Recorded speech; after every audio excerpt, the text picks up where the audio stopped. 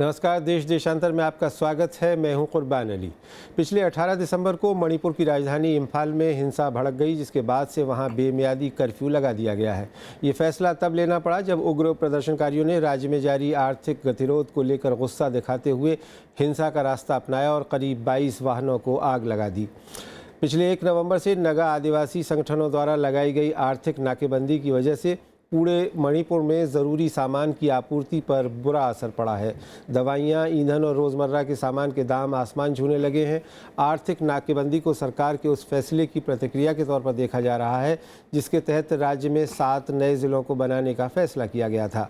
नगा संगठनों का आरोप है कि ये नए ज़िले उनकी पुश्तैनी ज़मीन पर अतिक्रमण कर बनाए जा रहे हैं। इस बीच केंद्र सरकार ने मणिपुर में हो रही हिंसा पर काबू पाने के लिए 4000 अर्धसैनिक जवानों को वहां भेजा है।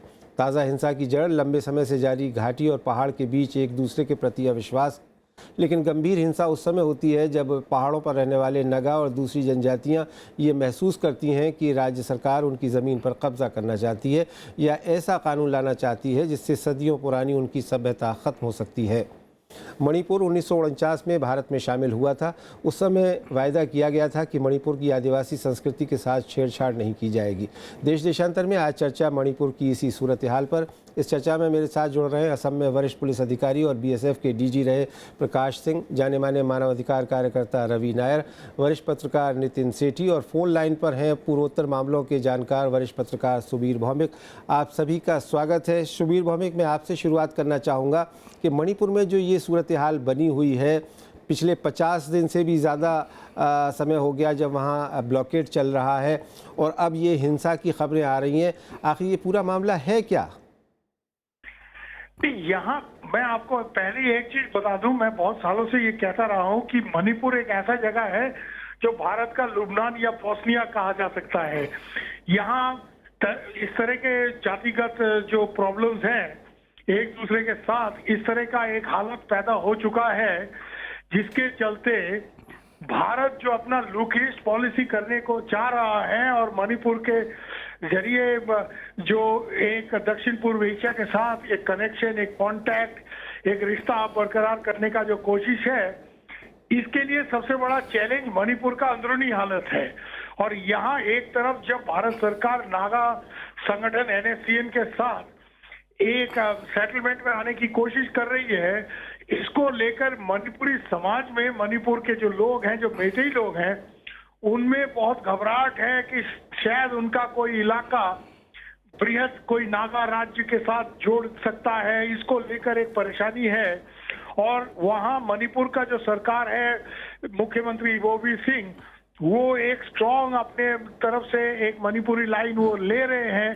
तो इसको लेकर वहाँ जो तनाव है, जो एथनिक टेंशन है, ये बहुत जबरदस्त एक जगह पर आ पहुंचा है और इसको टैकल करने के लिए पहले से ही कदम उठाना बहुत जरूरी था, जो उठाया नहीं गया।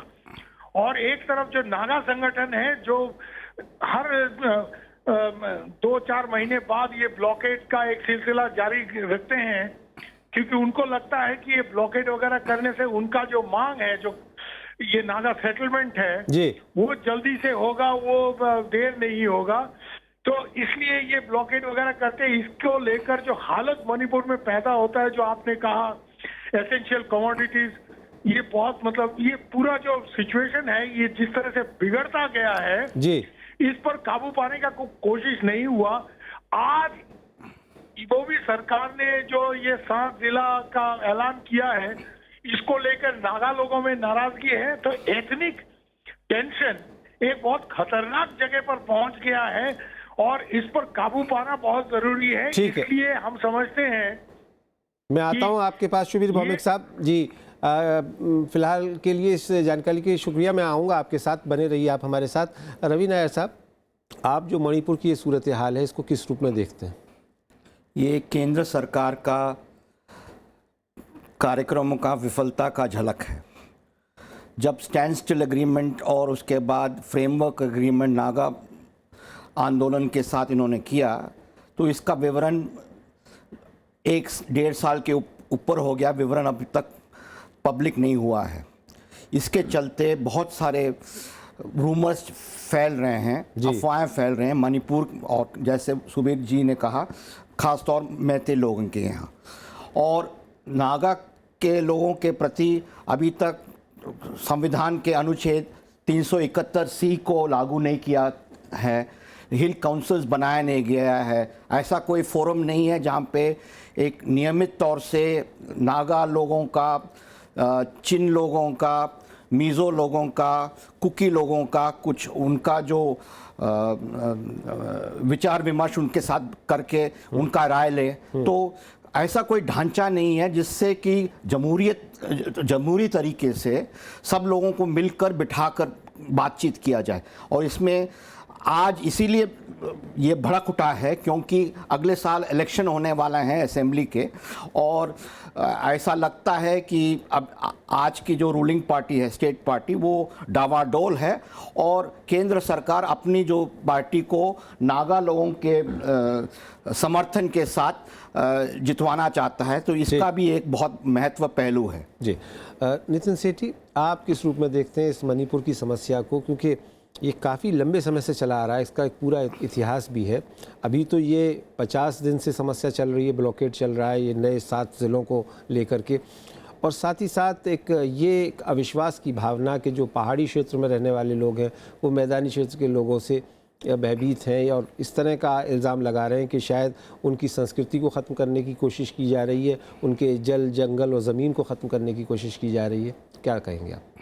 देखिए, 2-3 स्तर पे इस आपको देख सकते हैं। एक, भाजपा और कांग्रेस की पॉलिटिक्स जो इन डरों पे जी रही है या इन डरों पे ही चलती है, और भाजपा इस बार चाहती है कि अच्छी प्रेजेंस वहाँ बना सके। ये वो भी जो इतने साल से वहाँ हैं, वो अपनी सरकार को पकड़ में बनाने के लिए इन अलग अलग समूह के बीच में कॉम्बिनेशन ढूंढते हैं सही किस्म का। तो मैते हैं, कुकी चिन ग्रुप है, नागा है, इन 3 त्रिकोण के बीच में पॉलिटिक्स चलानी है। तो हर नेता एक ये कोशिश कर रहा है। दूसरा, एक स्तर पे आर्थिक समस्याएं वहाँ पे बहुत है, डेवलपमेंट पहाड़ों में नहीं है, वो आपने एकदम सही बोला। जैसे हर पहाड़ और वैली में होता है कि वैली में डेवलपमेंट है, लोग नीचे आते हैं, तो जो वैली में मैते लोग रहते हैं वो देखते हैं कि हमारी जगह कम होती जा रही है। पहाड़ में लोग देख रहे हैं कि हमारे पास इतने सालों में कुछ पहुंचा नहीं, तो हम और कहाँ जाएं। इनको एक तरीके से अगर आप फेस्टर करने दे, बहुत देर चलने दे, तो वो कम्युनल रंग लेने की कोशिश करते हैं, जिस पे नेतागिरी चलनी शुरू हो जाती है। अब हम लोग को सिर्फ 50 दिन याद आ रहा है क्योंकि ब्लॉकेड शुरू हो गया। अगर आप याद करें, उससे कई महीनों पहले जब पहली बार गोलियां चली, कुछ महीनों पहले वहाँ पे, तो नीचे मैते एक बच्चा की डेथ हुई, तब हमने सेंटर ने कोई ध्यान नहीं दिया। उसके बाद कुकीचिन एरिया में चराचांदपुर डिस्ट्रिक्ट में 9 बच्चे मरे, उनके अभी तक लाशें नहीं दफनाई गई। साल हो गया। ये देश के किसी और हिस्से में होता तो अभी तक पागलपन हो गया होता। सच ये है कि 1 साल से हमने उस तरफ मुड़ के नहीं देखा कि क्या हो रहा है और किस तरीके से वहाँ की नेतागिरी चल रही है, और किस धड़े पे हम चलने दे रहे हैं बहुत आराम से, क्योंकि सबको एक तरीके से अच्छा लगता है कि इसी में चलता रहे। वहाँ का जो पॉलिटिक्स है वो इस जमघट में चलाना सीख गया अपने आप को, कि इसी को इस्तेमाल करके कैसे पावर में बने रहें। ना सेंटर के फेवर में है, ना वहाँ की आर्म फोर्सेस, ना अंडरग्राउंड ग्रुप कुछ तौर से, ना वहाँ की पॉलिटिकल लीडरशिप लोकल लेवल पे या सेंट्रल लेवल पे, किसी के भी फेवर में नहीं है कि रिजॉल्व हो जाए। तो षड्यंत्र में एक कदम और एक कदम इधर, वही चल के अपनी अपनी नेतागिरी चला रहे हैं। ठीक। शुबीर भौमिक साहब, नितिन सेठी कह रहे हैं कि किसी की दिलचस्पी नहीं है वहाँ की समस्या का समाधान करने में। इससे आप कितना सहमत हैं और आपकी नज़र में समस्या का हल क्या है? नितिन ने बिल्कुल सही कहा है कि यहाँ इस तरह का जो उत्तर पूर्व के वरिष्ठ सोशल साइंटिस्ट संजीव बरुआ कहते हैं ड्यूरेबल डिसऑर्डर, ये ड्यूरेबल डिसऑर्डर को बरकरार रखने में सबका इंटरेस्ट है। ईवोवी सिंह अपने आप को एक स्ट्रॉन्ग मैती लीडर के तौर पर प्रोजेक्ट कर रहे हैं, इसलिए ये 7 जिला का ऐलान किया गया है। वो पहले से ही कह रहे हैं कि किसी भी ये फ्रेमवर्क एग्रीमेंट हो या नागा के साथ कोई एग्रीमेंट हो जहाँ की मणिपुर का कोई हिस्सा को किसी नागा ग्रेटर स्टेट के साथ जोड़ा जाए, वो उसका जमकर विरोध करेंगे। तो एक जबरदस्त तौर पर मैती कार्ड वो खेल रहे हैं। दूसरे तरफ भाजपा वहां असम में चुनाव जीतने के बाद वो समझते हैं कि एक तरफ नागाओं को अगर वो मैनेज कर सकते हैं और मणिपुर में जो एंटी इनकम्बेंसी है कांग्रेस का, उसको यूज करके वो पावर में आ सकते हैं। पर सबसे बड़ी बात तो ये है कि ये जो लुक ईस्ट और एक्ट ईस्ट का जिक्र प्राइम मिनिस्टर के तरफ से किया गया है, भारत सरकार के तरफ से किया गया है बड़ा जोर शोर के साथ, तो ये एक्ट ईस्ट और लुक ईस्ट तो मणिपुर के थ्रू होने वाला है जी। अगर मणिपुर इतना डिस्टर्ब रहेगा जी। जहाँ की हर 2-4 महीने में 50 दिन 60 दिन का ब्लॉकेड होता है, तो कोई इंटरनेशनल हाईवे दक्षिण पूर्व के साथ जोड़कर हम समझते हैं कि ये अगर मणिपुर और उत्तर पूर्व का जो इंटरनल प्रॉब्लम है उसको आप जब तक रिजॉल्व नहीं करते हो, ये एक्ट ईस्ट लुक ईस्ट कुछ नहीं होने वाला है, ये सिर्फ जुमला बनकर रह जाएगा। तो ये एक बहुत बड़ा इशू है। मैं ये सिर्फ नहीं समझता हूं कि ये एक लोकल डायनामिक इसमें इन्वॉल्व है, तो लार्जर नेशनल इश्यूज हैं वो आज जुड़ चुके हैं। अगर उसके तरफ आप ध्यान रखते हैं तो मणिपुर का जो ये लोकल इशू है इसका एक प्रॉपर सोल्यूशन निकालना बहुत जरूरी है। और नितिन ने सही कहा कि ये जो फिशिंग इन ट्रबल्ड वाटर्स वाला हिसाब किताब है ये बंद करना जरूरी है, और वहाँ के जो 3 मेजर कम्युनिटीज हैं सबको ऑन बोर्ड लेके एक रेजोल्यूशन करना पड़ेगा। ये नहीं कि साहब आपने नागा एनएससीएन के साथ फ्रेमवर्क एग्रीमेंट कर दिया, आज तक आपने जिक्र ही नहीं किया कि मैं आता हूं शुबीर आपके पास, इस वक्त हमारे साथ प्रकाश सिंह जी जुड़ गए हैं जो कि वरिष्ठ पुलिस अधिकारी रहे हैं और उत्तर पूर्वी राज्यों के जानकार हैं। प्रकाश जी, ये जो मणिपुर में समस्या चल रही है आपकी नज़र में इसका क्या समाधान है?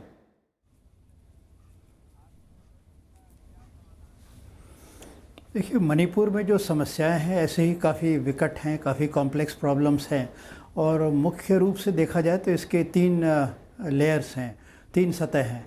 एक तो है कि जो इंसर्जेंसी की समस्या है, कई मिलिटेंट ग्रुप्स हैं, वो एक मुख्य समस्या तो हुआ है। उसके अलावा दूसरी समस्या यह है कि हिल पीपल वर्सेस प्लेन्स पीपल, यानी मैतेई और कुकी वगैरह हुए, तो ये दूसरी समस्या है। तीसरी समस्या फिर वो कुछ आप सांप्रदायिक भी कह सकते हैं, एक गुट और दूसरे गुट के खिलाफ। तो इस तरह कई समस्याएं हैं, कई लेयर्स हैं प्रॉब्लम्स की, और इन प्रॉब्लम्स को सरकार और मणिपुर सरकार दोनों का प्रयत्न होना चाहिए। लगता है कि कुछ तकनीकी ख़राबी के कारण प्रकाश जी तक हमारी बात आवाज़ नहीं पहुंच पा रही है और हम उनसे दोबारा संपर्क करने की कोशिश करेंगे। रवि नायर साहब, अभी तक जो चर्चा हुई, जो पहलू निकल कर के आए, उसमें आपको क्या लगता है कि किस तरह की पहल होनी चाहिए ताकि इसमें मणिपुर में जो कि इंसर्जेंसी की प्रॉब्लम पहले से ही है जैसा प्रकाश जी कह रहे थे, और ये एथनिक प्रॉब्लम भी है, उसका भी समाधान होना ज़रूरी है, और साथ ही साथ सबसे बड़ी चीज़ है कि शांति कैसे बहाल हो, वहाँ ये जो आग लगी हुई है इस पर पानी कैसे पड़े? एक तो कुछ तुरंत कदम उठाए जा सकते हैं और कुछ लंबे तौर के दृष्टि से कुछ कदम उठाए जा सकते हैं। तुरंत कदम ये उठाना चाहिए कि law and order machinery fail हो चुकी है। 1 नवंबर से जब आंदोलन ये ब्लॉकेड हुआ है, क्या सरकार सो रही थी क्या? 15 दिसंबर के जब 3 पुलिसकर्मी मरे तब सरकार अपने कुंभकर्ण की नींद से उठी, और जब 18 तारीख को 22 बसें जले और 2 चर्च गिरजाघरों को, एक बैप्टिस्ट चर्च और एक कैथोलिक चर्च को जलाया, तब दिल्ली के हुक्मरानों को आवाज़ आई कि कुछ हो रहा है। तब तक वो सो रहे थे जब मणिपुर में ब्लॉकेड हो रहा था। दूसरी ये जो लंबी तौर की है कि आपको हिल काउंसिल बनाना अनिवार्य है, इसीलिए 371C अनुच्छेद कॉन्स्टिट्यूशन में रखा गया। आपने त्रिपुरा में लागू किया, लेकिन आज तक मणिपुर में लागू नहीं किया था, और लाया गया था मणिपुर के कारण।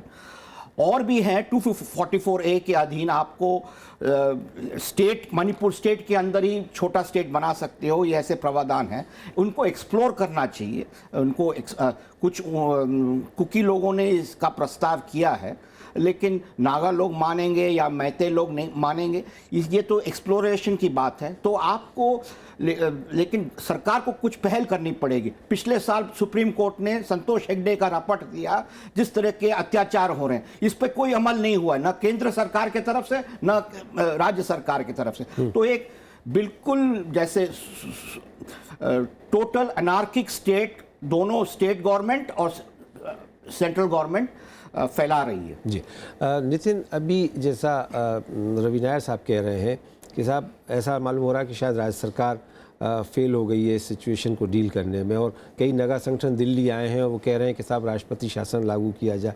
क्या आपको लगता है कि सिचुएशन, स्थिति, सूरत हाल वाकई इतनी ख़राब है? तो ये हमें याद करना होगा कि मणिपुर के साथ सरकारें स्टेट की और सेंटर की हर साल करती हैं तकरीबन। हम लोग को एक आदत हो गई है कि ये मानने की कि वो फेल्ड स्टेट है। स्टेट फेल्ड नहीं है। वहाँ के लोग, वहाँ का कल्चर अभी भी चाहे पहाड़ का हो चाहे वैली का हो, सबसे रिच है और चलता रहता है। लोगों ने जीना सीख लिया इस सब के बीच में, और सरकारों ने अपने आप को चलाना सीख लिया है। अगर इसमें आप देखें कि इस एपिसोड में क्या हुआ, जब जैसे रवि बता रहे थे कि सेंट्रल गवर्नमेंट ने नागा लीडरशिप से बात करनी शुरू करी, एक पहल जहां आधी कम्युनिटी को बांध के रखे हुए जिनको कुछ नहीं बता रहे हैं, दूसरी तरफ से स्टेट गवर्नमेंट चलता है, वो बाकी को नहीं बताता, वो 7 डिस्ट्रिक्ट अचानक सुबह उठ के बना देती है। तो इसमें ये बोलना कि स्टेट फेल हो गया और प्रेसिडेंशियल रूल लगा के आप ठीक कर लेंगे, तो वो नहीं होना है, क्योंकि दोनों सेंटर और स्टेट अपनी अपनी पॉलिटिक्स खेलने के प्रयास में हैं। नितिन, हमारे साथ इस वक्त प्रकाश जी दोबारा जुड़ गए हैं। प्रकाश जी, आप अपनी बात कह रहे थे, अपनी बात जारी रखें। कि समस्या की कई लेयर्स हैं। एक तो काउंटर इंसर्जेंसी की समस्या है, हिल पीपल वर्सेस प्लेन्स पीपल की समस्या है, फिर एक सांप्रदायिक समस्या है। एक तरफ नागा है, दूसरी तरफ कुकी है, मैतेई है। ये सारी समस्याएं वहाँ बरसों से चली आ रही हैं, स्वतंत्रता के बाद से चली आ रही हैं। और इस समय स्थानीय नेताओं का प्रयास ये होना चाहिए कि जो हमारी पुरानी समस्याएं हैं, जो पुराने जख्म हैं, उन पर हम मलहम लगाएं। पर दुर्भाग्य से मुझे ऐसा लगता है कि इबोबी सिंह जैसे जैसे इलेक्शन पास आ रहा है, वो कुछ पॉलिटिक्स खेल रहे हैं। अब नए जिले बनाने का क्या औचित्य था मैं नहीं जानता, पर अगर औचित्य था भी तो क्या ये सही समय था नए मतलब हिल डिस्ट्रिक्ट्स को तोड़कर नए जिले बनाने का? क्योंकि नागांव में बराबर से वो ये आरोप लगाते रहे हैं कि इबोबी सिंह सांप्रदायिक राजनीति करते हैं, वो एंटी नागा हैं वगैरह वगैरह। इस तरह के आरोप बराबर इबोबी सिंह लगाते रहे। और मुख्यमंत्री ने एक और मौका दिया है कि नागाओं को ये कहने के लिए कि हमारे जो मुख्यमंत्री हैं वो एंटी नागा हैं और वो एक सांप्रदायिक राजनीति चला रहे हैं। तो मेरा ये कहना है कि जो जिलों को, हिल डिस्ट्रिक्ट को तोड़कर नए जिले बनाए गए हैं और 9 से 16 जिले हो गए हैं मणिपुर में, इसका भले ही प्रशासनिक दृष्टि से कितना भी औचित्य रहा हो, परंतु ये सही समय नहीं था कि ठीक इलेक्शन के पहले आप ऐसा करें। और जनसाधारण में यही भावना है कि इबोबी सिंह अपनी राजनीतिक पकड़ बनाए रखने के लिए और अगले इलेक्शन में जीतने के लिए और कुछ खास वर्ग के लोगों को लुभाने के लिए कि हमने आपकी मांग मान ली है और इसलिए नए जिले बना रहे हैं। तो प्रकाश जी, मेरे ख्याल में ये राजनीति इस समय सही नहीं थी और ये वोट से प्रभावित हुई राजनीति है। जी प्रकाश जी, तो आपको लगता है कि इसका मतलब ये हुआ कि जो नगा संगठनों की मांग है वो जायज़ है और जिसको लेकर के ये ब्लॉकेड उन्होंने किया वो भी सही है और स्टेट गवर्नमेंट उसे डील कर पाने में नाकाम रही है, आप ये कहना चाह रहे हैं?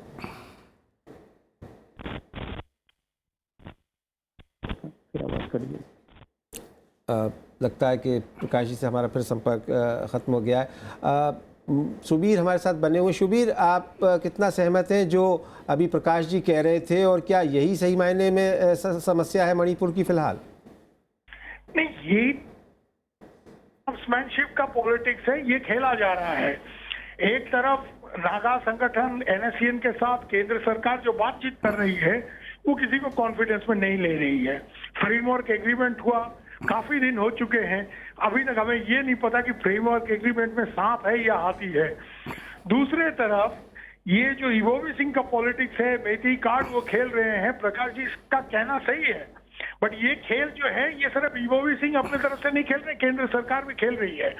और आज एक वहां हंगामा हो जाए और हो भी रहा है और इसके जरिए ये जो प्रेसिडेंट रूल लगाने का हिसाब है इसमें भी हम समझते हैं कि ये केंद्रीय सरकार और जो सत्तारूढ़ भारत का भाजपा उनका एक गेम इसमें रहेगा कि वहां प्रेसिडेंट रूल लगा के अगर चुनाव होता है तो नितिन का कहना सही है और रवि जी भी सही कह रहे हैं कि ये जो इलेक्टोरल पॉलिटिक्स का जो कंपल्शन है इसको अहमियत दिया जा रहा है और जो मणिपुर का लॉन्ग टर्म प्रॉब्लम है, जो लॉन्ग स्टैंडिंग प्रॉब्लम है, उसको सॉल्व करने का कोशिश ना तो केंद्रीय सरकार कर रही है ना राज्य सरकार कर रही है। यही अपने आप में एक बहुत बड़ा ट्रेजेडी है और ये ट्रेजेडी और भी कंपाउंडेड इसलिए हो जाता है जी। कि साहब आप लुक ईस्ट और एक्ट ईस्ट का बात कर रहे हो, तो अगर मणिपुर डिस्टर्ब रहा जी। तो जिसके थ्रू आप रेल रोड ये सब कनेक्शन करके दक्षिण पूर्व एशिया के साथ जुड़ना चाहते हो, वही जगह अगर इस तरह का एक गड़बड़ में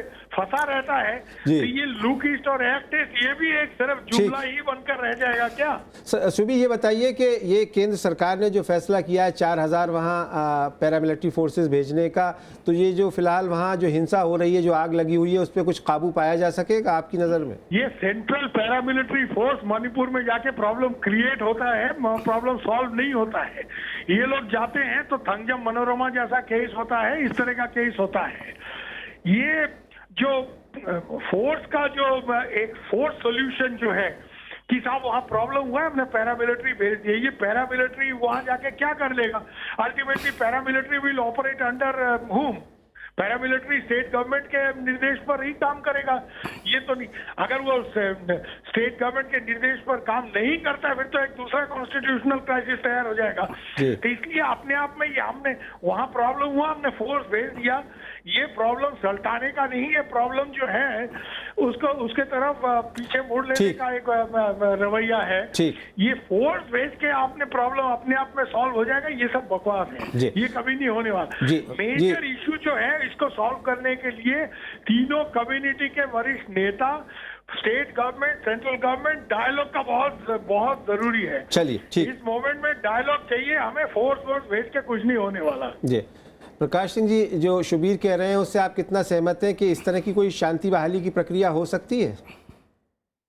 शुबीर की बात मैं पूरी तरह से तो नहीं सुन पाया, पर वो कुछ कह रहे थे कि पैरामिलिट्री फोर्सेस को भेजने से समस्या का समाधान नहीं होगा, बल्कि पैरामिलिट्री फोर्सेस वहां जाके और समस्या खड़ी कर सकते हैं। उससे तो मैं सहमत नहीं हूँ। देखिए, जब कोई ग्रुप हिंसा पर उतर आएगा, अराजकता हो जाएगी, अव्यवस्था हो जाएगी, आवागमन में अवरोध हो जाएगा, तो जाहिर है कि सरकार को बल तो भेजना ही पड़ेगा, फोर्सेस को भेजना ही पड़ेगा, और जो लोग कानून को अपने हाथ में ले रहे हैं उनको रोकने के लिए और उन पर आवश्यक मतलब एक रिस्ट्रिक्शन लगाने के लिए फोर्स को भेजना ही पड़ेगा। सरकार के इस नहीं, लेकिन स्थायी रूप से वहाँ शांति कैसे कायम होगी? देखिए, शांति तो अब देखिए उन्होंने जिलों को तो बना ही दिया है। अब वो मेरे ख्याल में जिले को वापस तो रिवर्स नहीं किया जा सकता, उसको रिवर्स करना तो फिर स्टेट गवर्नमेंट ही कर सकती है, और स्टेट गवर्नमेंट इसके लिए कभी नहीं राजी होगी। वो तो उन्होंने अपने एक पॉलिटिकल दांव खेला है और जिले को बना दिया है। अब सवाल यह कि उस प्रशासनिक व्यवस्था को बरकरार तो हमें रखना पड़ेगा, और उसके लिए राज्य सरकार जो भी मदद मांग रही है लॉ एंड ऑर्डर बनाए रखने के लिए, और जो अराजक तत्व हैं, हिंसक तत्व हैं, उन पर काबू पाने के लिए, तो वो पैरामिलिट्री फोर्सेस को जो भेजा गया है उसका पूरा औचित्य है, और उसका सदुपयोग करके शांति व्यवस्था को तो बहाल करना पड़ेगा। और यूनाइटेड नागा काउंसिल जो ब्लॉकेट कर रही है उसको जरूर तोड़ना पड़ेगा। मुझे बड़े अफसोस के साथ कहना पड़ता है कि इस विषय पे मैंने एक सुप्रीम कोर्ट में याचिका की थी कि ये जो समय समय पर जो इकोनॉमिक ब्लॉकेट्स होते हैं इसका एक स्थायी समाधान निकलना चाहिए, वरना मणिपुर स्टेट के लोग, खासतौर से जो वैली में लोग हैं, इनको बार बार एक तरह से ब्लैकमेल किया जाता है, और इनके मन में बहुत ज्यादा रोष है इस बात का कि भारत सरकार कुछ नहीं करती, और जब चाहे तब उपद्रवी तत्व जो है, खासतौर से नागांव NSC IM से जुड़े हुए जो तत्व हैं, ये जब चाहे तब मैतेईस को एक तरह से गला घोंटते हैं, उनको सफोकेट करते हैं, चोक करते हैं, सारी सप्लाईज को बंद कर देते हैं। इसका एक दूरगामी समाधान ढूंढने की जरूरत है। मैंने कुछ सुझाव दिए थे, पर सुप्रीम कोर्ट ने उसमें मतलब जो ध्यान दिया जाना चाहिए तो दुर्भाग्य से नहीं दिया। जी, लेकिन लगता है आपको कि ऐसे में फरवरी में वहाँ चुनाव होने वाले हैं, बहुत कम समय रह गया है, ऐसी सूरत हाल में कि जब हिंसक माहौल बना हुआ है, हिंसा की घटनाएं हो रही हैं, चुनाव हो पाएंगे? देखिए, चुनाव तो हो सकते हैं, ये जरूर है कि यदा कदा घटनाएं होंगी, पर मेरे ख्याल में इस सरकार को के रहते अगर चुनाव हुआ तो हिंसा की घटनाएं और ज्यादा होंगी। इस सरकार को तो मेरे ख्याल में मतलब केंद्र सरकार को इसके बारे में निर्णय लेना पड़ेगा, क्योंकि इस राज्य सरकार के जिसकी क्रेडिबिलिटी इस समय एकदम गिर चुकी है, उसके रहते हुए क्या निष्पक्ष चुनाव कराए जा सकते हैं, और अगर चुनाव हुए भी कितने भी सावधानी से किए गए तो उसकी निष्पक्षता पे हमेशा एक सवाल खड़ा किया जाएगा। तो मैं समझता हूँ कि इस सरकार को बनाए रखा जाए या इसको हटाया जाए, इसके बारे में सरकार को, केंद्र सरकार को एक निर्णय लेना पड़ेगा। नितिन, आपको क्या लगता है कि क्या वहाँ चुनाव हो पाएंगे ऐसे माहौल में? चुनाव ऐसा नहीं है कि वहाँ निष्पक्ष पहले भी होते थे, मतलब अंडरग्राउंड ग्रुप्स का, पैरामिलिट्री फोर्सेस का, इंटेलिजेंस फोर्सेस का, सबका वहाँ पे प्रभाव रहता है इलेक्शंस पे, ये सब लोग वहाँ जानते हैं। इन मुख्यमंत्री को हटाने से कुछ बदलाव आएगा ऐसा नहीं है। आप ये मान के चलिए कि वो भी सरकार ने कांग्रेस की सबसे गंदी नीतियाँ बाकी देश से उठा के वहाँ पे ढाली हैं। बीजेपी वही दोबारा उनसे बदतर तरीके से करने का प्रयास कर रहा है। तो ये मान के चलें कि केंद्र सरकार वहां पहुंच जाएगी तो ठीक हो जाएगा, ऐसा कोई है नहीं। दूसरा, मैं भी इत्तेफाक रखता हूं सुबीर से कि सेंट्रल फोर्सेस भेजने से किसी नॉर्थ ईस्ट स्टेट में कभी कोई इंप्रूवमेंट नहीं आया है। चलिए, बहुत बहुत शुक्रिया। पीस का बहाल हुआ है वो स्टेट फोर्सेस और डायलॉग से हुआ है। बहुत शुक्रिया नितिन सेठी, रवि नायर साहब कोलकाता से, शुभीर भौमिक साहब हमारे साथ फोन लाइन पर जुड़े हुए थे, और वरिष्ठ पुलिस अधिकारी प्रकाश सिंह जी, आप सबका इस चर्चा में भाग लेने के लिए बेहद शुक्रिया। फिलहाल कोशिश ये होनी चाहिए कि मणिपुर में जो हिंसा का लावा उमड़ रहा है वो उस शांत हो सके, वहाँ आम जनजीवन सामान्य हो सके। इसी उम्मीद के साथ देश देशांतर में मेरे साथ इतना ही। नमस्कार।